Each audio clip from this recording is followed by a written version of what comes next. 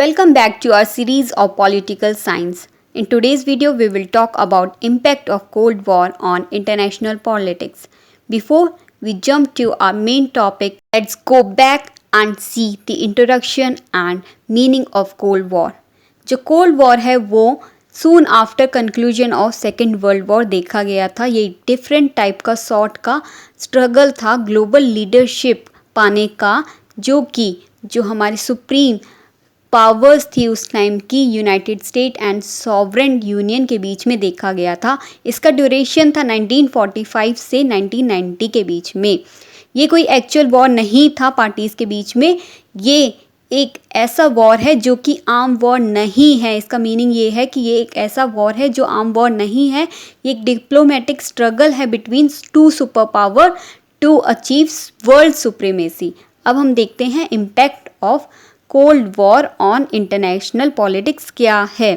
Firstly let's see the meaning of international politics. International politics एक ऐसा process है जिसके अंदर कॉन्टिन्यूस इंटरेक्शन किया जाता है अमंग नेशंस. इसमें क्या होता है कि एक नेशन ट्राई करता है अपनी कंट्री के इंटरेस्ट को प्रमोट करना अमंग द अदर नेशंस और अपनी कॉन्ट्राडिक्ट करता है पॉलिसीज़ को, एक्शंस को विद दीज अदर नेशंस जो कि उसने इंटरेक्ट की हैं. कोल्ड वॉर का इफ़ेक्ट है वो सिर्फ और सिर्फ सॉवरेन अमेरिकन रिलेशन पर ही नहीं देखा गया है, बल्कि उस टाइम के पोस्ट वॉर पीरियड के टाइम पर जो भी इंटरनेशनल रिलेशन थे उन पर भी कई हद तक कोल्ड वॉर का इफ़ेक्ट रहा है, इम्पैक्ट रहा है, जो कि हम इस वीडियो में आज हम बात करेंगे. और ये सारे इम्पैक्ट्स एज फॉलोइंग हैं. पहला, bipolar power structure. Cold war का सबसे ज़्यादा बड़ा इम्पैक्ट देखा गया था वर्ल्ड पॉलिटिकल सिस्टम के ऊपर. इसमें क्या था कि जो पावर स्ट्रक्चर था वो क्लोजली रिलेटेड था कि डिस्ट्रीब्यूशन ऑफ इकोनॉमिक्स और मिलिट्री पावर से रिलेटेड, जो कि जो सुपर पावर्स हैं उनके बीच में. पर ये सारा का सारा पॉलिटिकल सिस्टम था जो बायोपोलर सिस्टम था स्ट्रक्चर, वो पूरा का पूरा इम्पैक्ट हो चुका था कोल्ड वॉर की वजह से.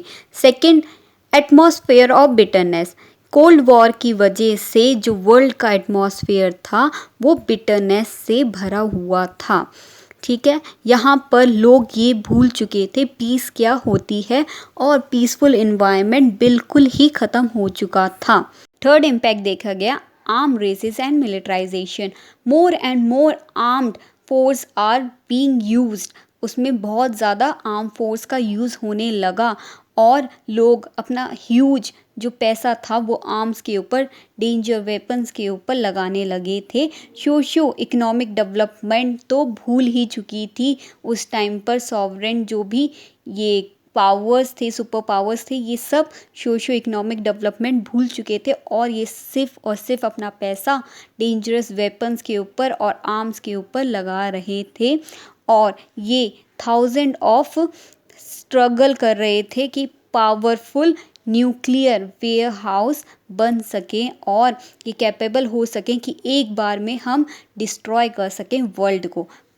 कोई भी वर्ल्ड के बारे में नहीं सोच रहा था, सिर्फ और सिर्फ स्ट्रगल चल रही थी कि सुप्रीम पावर कैसे हासिल की जाए, वर्ल्ड की सत्ता है वो अपने हाथ में कैसी ली जाए, चाहे उसके लिए वर्ल्ड का डिस्ट्रक्शन भी हो जाए, तो उन्हें वो मंजूर था उस टाइम पर. Fourth, formation of military alliances. Several military alliances का फॉर्मेशन उस टाइम पर एग्जिस्टेंस में आने लगा. ठीक है. Fifth, rapid decolonization. Another impact of cold war ये था कि जो दूसरे न्यूली मेंबर्स थे, इंडिपेंडेंट नेशंस थे, वो एक साथ आने लगे और उन्होंने फॉर्म किया थर्ड वर्ल्ड नेशन, जो कि इंक्लूड करता था large number of members on the basis of political powers. Sixth, third world a victim of cold war. जो थर्ड वर्ल्ड था वो एक ऑब्जर्वर था उस टाइम पर, वो न्यूली ही डेवलप्ड वर्ल्ड था जो कि इम्पैक्ट में आया कोल्ड वॉर की वजह से. और उसे ये लगता था, उसने फाउंड किया कि जो थर्ड वर्ल्ड है वो एक ऑब्जेक्ट है सुपर पावर की कोर्टशिप के लिए. क्योंकि वो एक कंपटीशन को राइज करता है इन सुपर पावर कंट्रीज़ के बीच में, ताकि जो कंपटीशन बने इन दो कंट्रीज़ के बीच में और ये इन्वॉल्व करना चाहें थर्ड वर्ल्ड को अपने साथ। पर जो थर्ड वर्ल्ड था वो उसका एटीट्यूड ये था कि वो नॉन इन्वॉल्वमेंट दिखाते थे ईस्ट वेस्ट कॉन्फ्लिक्ट के बीच में। ठीक है, अब 7 देखा गया था इंटरनेशनलाइजेशन ऑफ रिलीजियस कॉन्फ्लिक्ट। जो रिलीजियस और लोकल कॉन्फ्लिक्ट्स थे वो ग्लोबल मार्केट लेवल तक उन्हें देखा गया था। ठीक है, उसके बाद बात करते हैं हम 8th सेटबैक टू डिप्लोमेसी। जो डिप्लोमेसी थी उसने सबसे ज़्यादा सफ़र किया था कोल्ड वॉर के ड्यूरेशन में। जो इंटरनेशनल इश्यूज थे were not discussed and settled on the basis of the merits. जो उनके मेरिट्स के बेसिस पे वो सॉल्व नहीं किए जाते थे। जो सेवरल सीरियस प्रॉब्लम्स थी वो डिस्कस नहीं होती थी। इम्पॉर्टेंट इश्यूज आफ्टर ही नहीं हो पाते थे। 9th propaganda warfare. सारे इंटेंसिव प्रोपेगेंडास को अंडरटेक किया गया अगेंस्ट में ईच अदर के अगेंस्ट में सुपर पावर्स के द्वारा in duration of cold war. और कोई सेपरेट इंटरनेशनल फोरम नहीं था जहां पर ये क्रिटिसाइज के बारे में एक दूसरे से डिस्कस कर सकें या फिर कोई ऑब्जेक्शन रेज कर सके। ये सब था impact of cold war on international politics. Hope so आपको ये वीडियो अच्छी लगी हो और आपको हमारा इस वीडियो के पीछे का स्ट्रगल अच्छा लगा हो। अगर आपको ये वीडियो अच्छी लगी हो प्लीज़ इस वीडियो को लाइक करना, अपने फ्रेंड्स के साथ शेयर करना एंड हमारे इस चैनल को सब्सक्राइब करना and do not forget to hit the bell icon.